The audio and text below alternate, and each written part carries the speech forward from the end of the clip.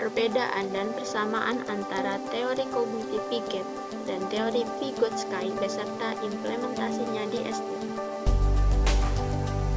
Perbedaan. Hal utama yang membedakan antara teori kognitif Piaget dan Vygotsky adalah konteks sosial dan kultural. Dalam teori Piaget, konteks sosial dan kultural kurang ditekankan, sedangkan teori Vygotsky sangat menekankan bahwa bantuan dan dukungan dari orang sekitar sangat dibutuhkan untuk mengembangkan kemampuan kognitif anak. Selanjutnya yaitu tahap-tahap perkembangan kognitif. Dalam teori Piaget, tahap-tahap perkembangan kognitif ada 4, yaitu tahap sensormotorik, praoperasional, operasional konkret, dan operasional formal. Sedangkan dalam teori Vygotsky tidak mempunyai tahap-tahap perkembangan kognitif. Selanjutnya yaitu proses yang digunakan. Dalam teori Piaget, proses yang digunakan adalah skema, asimilasi, akomodasi, operasi, konservasi, klasifikasi, dan penalaran hipotesis deduktif.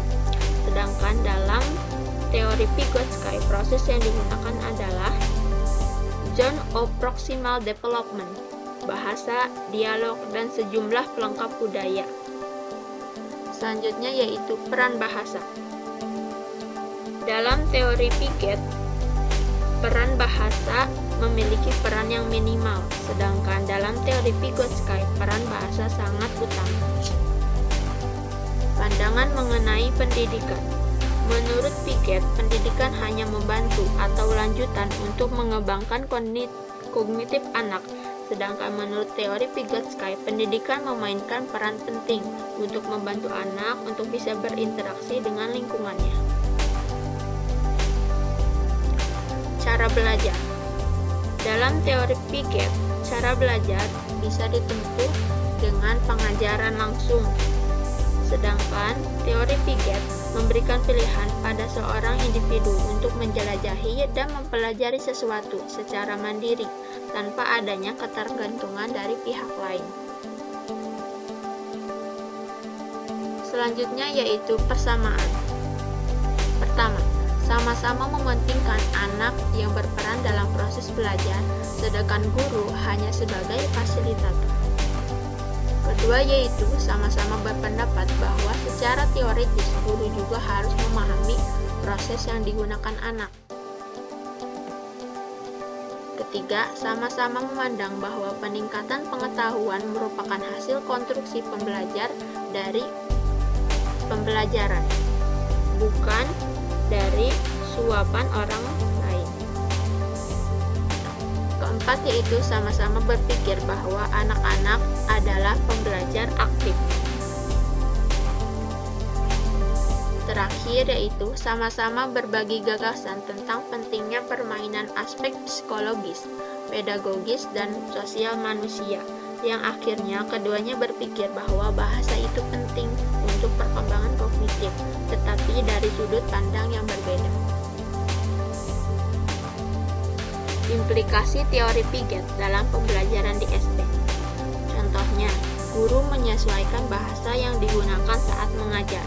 Guru mengajar dengan menggunakan bahasa yang sesuai dengan cara berpikir anak karena bahasa dan cara berpikir anak berbeda dengan orang dewasa.